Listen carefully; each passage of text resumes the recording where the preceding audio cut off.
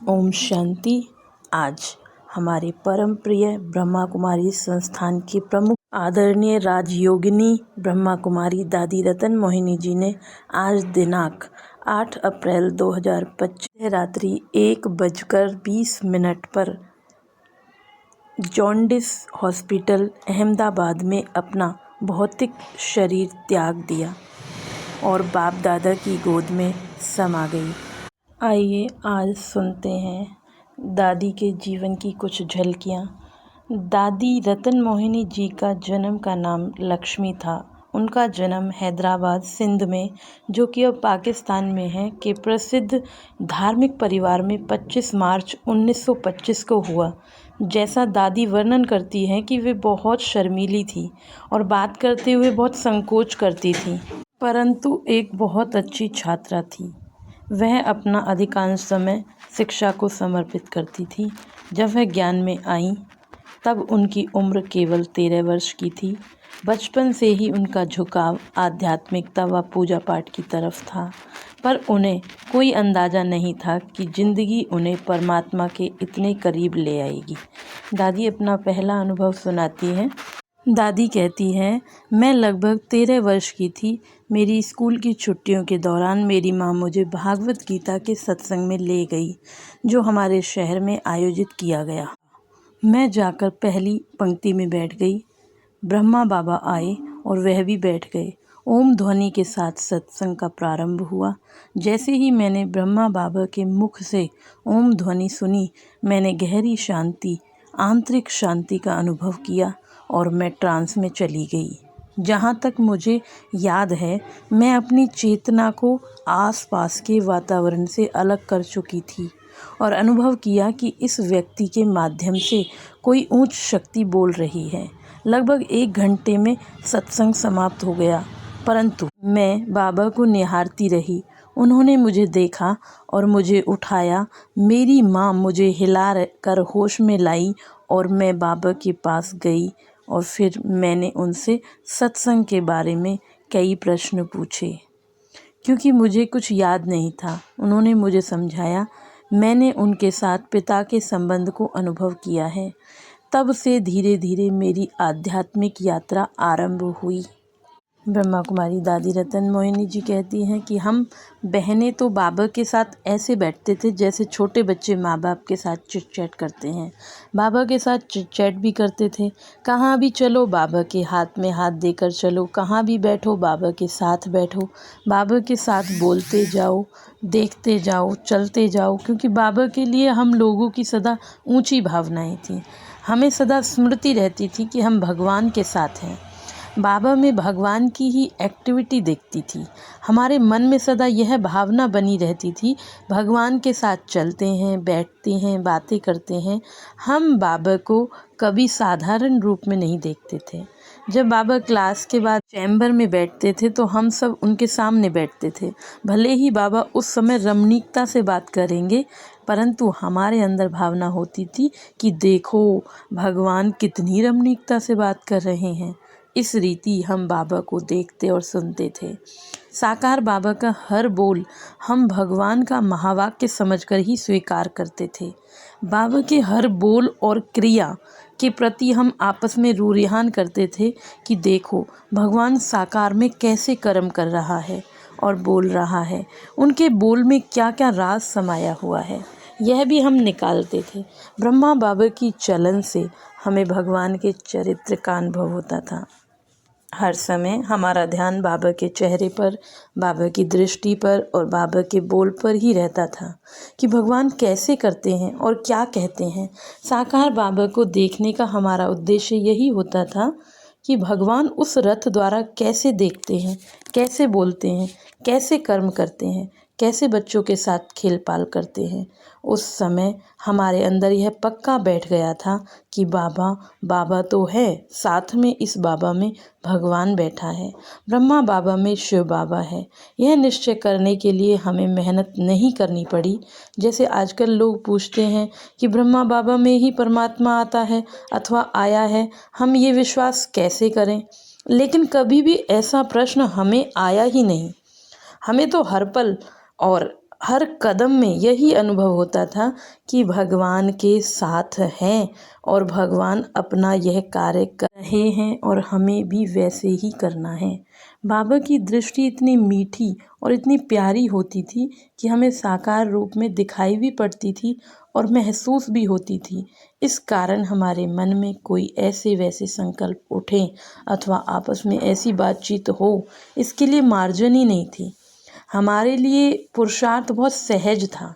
साकार बाबा विदेशी बच्चों को बहुत प्यार करते थे। कहते थे, यह ज्ञान विदेशी बच्चों को बहुत अच्छा लगेगा, यह चित्र वहाँ भी जाएंगे, वे भी आकर बाप से अपना जन्मसिद्ध अधिकार लेंगे। ऐसी बाबा बहुत समय से सुनाते थे। हम भी समझते थे कि बाबा कहते हैं तो वह बात कभी ना कभी साकार होगी ज़रूर। हम यह नहीं समझते थे कि हम विदेश में जाएंगे और सेवा करेंगे। हम समझते थे कि बाबा का ज्ञान लेने के लिए वह ही यहाँ आएंगे, क्योंकि हम समझते थे कि भगवान के पास सबको आना है, तो वे भी सब यहाँ आएंगे। कल सो आज, आज सो अभी। बाबा की यह बहुत बड़ी विशेषता थी कि बाबा ने जो भी कहा हमें उसी समय उसको करना है।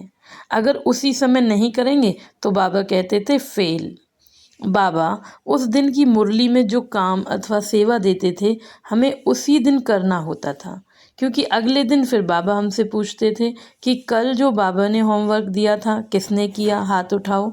इसलिए हम बच्चों को यही लक्ष्य होता था कि बाबा ने आज के दिन जो होमवर्क दिया है उसे आज ही करना है। जो बच्चा कोई भी सेवा करता था, भले वह समझाने की हो अथवा लिखने की हो, उसको बाबा क्लास में सुनाने के लिए कहते थे और उस बच्चे को आगे बढ़ाने के लिए, उसमें उमंग उत्साह भरने के लिए क्लास में उसकी महिमा करते थे। एक बार मैं भी बैठकर मुरलियों की पॉइंट लिख रही थी, बाबा जो सुनाते थे, तो बाबा आए और बाबा ने देखा और कहा, बच्ची ये तो बहुत अच्छा है, ऐसे लिखेंगे तो ये बहुत काम आएगी आगे चलकर। बहुत अच्छे। जब से ही मुरलियाँ लिखने का प्रारंभ हुआ तो मुरलियों को लिखाने के निमित्त दादी अपनी रतन मोहिनी दादी बने। बाबा उससे कहते थे कि तुमने बाबा की आज्ञा का पालन किया, तुम फरमानदार बच्चे हो। बच्चों की खुशी सदा बनाए रखने के लिए, उनको आगे बढ़ाने के लिए सदा बाबा भिन्न भिन्न तरीके अपनाते थे। हर बात बाबा को देखकर ही हमने सीखने को मिलती थी।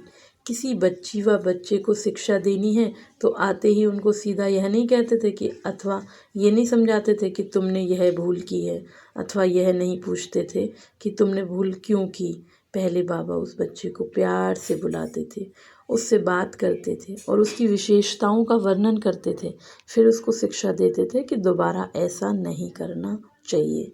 यह भी बड़ी विशेषता थी कि अगर कोई बच्चा देह अभिमान में है तो उसको शिक्षा नहीं देते थे। क्या कहा बाबा ने? अगर लगता था कि कोई बच्चा देह अभिमान में है तो बाबा उसको शिक्षा नहीं देते थे, क्योंकि वह समझेगा नहीं। इसलिए बाबा जनरल क्लास में ही सबको शिक्षा देते थे कि ऐसे ऐसे नहीं करना चाहिए। बीच बीच में उसकी तरफ ध्यान भी रखते थे कि वह अच्छा या नहीं, समझ लिया तो ठीक है, नहीं तो कुछ बहनें जो आगे रहती थी उनसे कहलवाते थे। बाबा में यह विशेषता थी कि हर बच्चे की नवज़ देखकर, उसकी शक्ति और योग्यता जानकर उसको चलाते थे। ज्ञान एक होते हुए भी बाबा हर आत्मा की योग्यता अनुसार ही शिक्षा और धारणा की बातें सुनाते थे। इस तरह बाबा से हमें हर प्रकार की शिक्षा प्राप्त करने का सौभाग्य मिला। ऐसा दादी बाबा के साथ का अनुभव सुनाती हैं कि अंदर बहुत विशेषताएं थी। दादी एक गहन विचारक, कुशल वक्ता थी। दादी के अंदर सदा सेवा के लिए तत्पर रहने की विशेषता थी।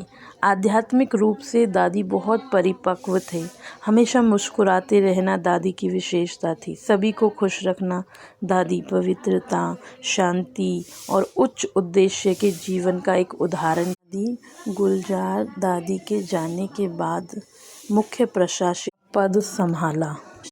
राजयोग एजुकेशन एंड रिसर्च फाउंडेशन के युवा प्रभाग के अध्यक्ष भी रहे। ब्रह्मा कुमारी मुख्यालय माउंट आबू में कार्मिक विभाग की निर्देशिका भी थी। राजस्थान जोन में ब्रह्मा कुमारी सेवा केंद्रों के जोनल हेड दादी थे।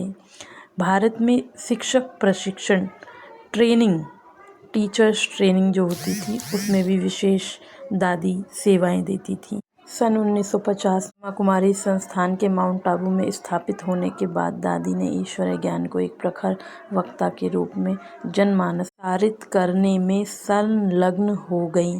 संस्था की प्रतिनिधि के रूप में आपने 1954 में जापान में आयोजित वर्ल्ड रिलीजियस कॉन्फ्रेंस में भाग लिया और सिंगापुर, मलेशिया, हांगकांग और एशिया के विभिन्न भागों में अपने प्रवचनों से विश्व परिवर्तन के महान कार्यों को तीव्र गति प्रदान की।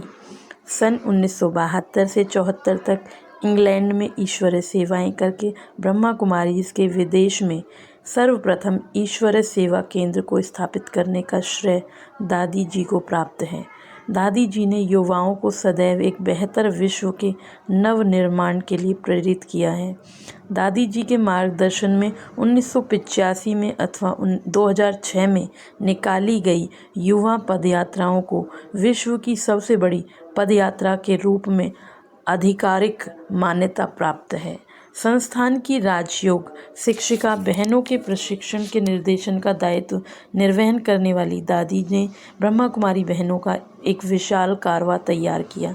दादी जी द्वारा की गई सेवाओं का सम्मान करते हुए गुलबर्ग विश्वविद्यालय ने सन 2014 में डॉक्टर ऑफ फिलॉसफी की मानद उपाधि से सम्मानित दिन पहले 25 मार्च को सर्व के दिलों पर राज करने वाली ब्रह्मा कुमारी संस्थान की मुख्य प्रशासिका राजयोगिनी दादी रतन मोहिनी जी का 101वां जन्मोत्सव पूरे उमंग उत्साह उल्लास के साथ मनाया गया। और अभी कुछ दिन पहले एक हफ्ते से दादी की तबीयत ठीक नहीं थी। कल शाम उनकी तबीयत बहुत गंभीर हो गई। उन्हें डायलिसिस के लिए ट्रॉमा सेंटर में स्थानांतरित कर दिया गया। आधी रात के आसपास उनकी हालत गंभीर हो गई। फिर उन्हें अहमदाबाद के जॉन्डिस अस्पताल में स्थानांतरित किया गया।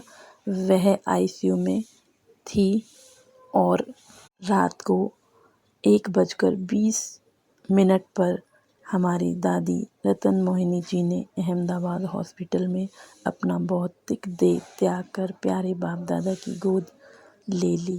ऐसी दादी को मेरा सत सत नमन, भावभीनी श्रद्धांजलि। ओम शांति।